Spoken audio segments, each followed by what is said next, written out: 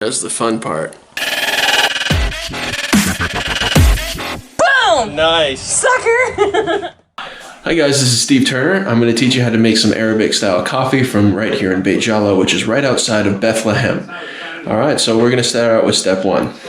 The first thing you're going to need to make Arabic coffee, or Kawata Arabia, is you're going to need an ibrik. If you don't have one, that's okay. You can use a saucepan. Next, you're going to need coffee, and there's no particular type of coffee you have to have. There's Arabic beans, and there's several other kinds. The important thing is you have to grind it down to its finest, almost like a powder. You can also use cardamom if you want to. You can add 3 pods to the mix once you put it into the pot, or you can just mix in 1/2 a teaspoon of ground cardamom inside the coffee itself. Next, you're going to need 1/2 teaspoon of sugar. First of all, if you don't have coffee that's already ground into a almost powder-like substance, then you can do that now. If you're using ground cardamom, then you want to mix it in at this point. Next, you want to fill the ibrik up about halfway with water. You don't want to use too much, or you're going to have a mess on your counter. Or if you're using espresso cups, just fill it up with the desired amount of cups. Next, bring the water to a boil. If you're using a gas stove, use a low flame. If you're using a burner, then you can use a higher setting, about medium or so. Just before the water boils, add 1/2 a teaspoon of sugar and stir to dissolve.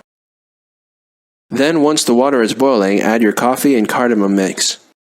As soon as you add the coffee, you'll see a foam begin to rise. Be careful not to let it overflow.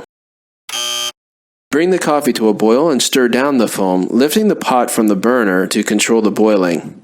You're going to have to do this little dance between adding it to the flame and taking it away.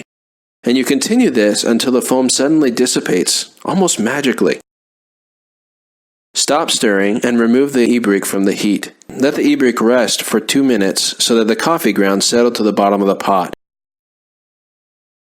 When you're ready to pour the coffee, pour it slowly. Don't fill 1 cup at a time. Instead, move from cup to cup to evenly distribute the top layer into each cup.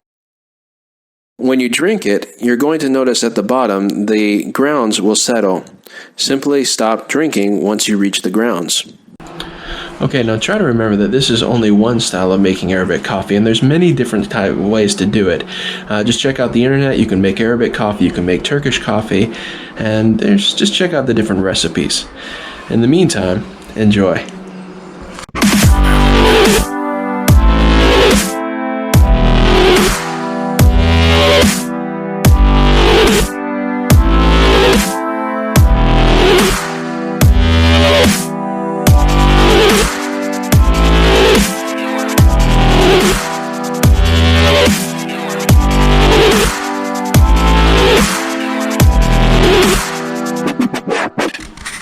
And now you have the perfect Arabic coffee.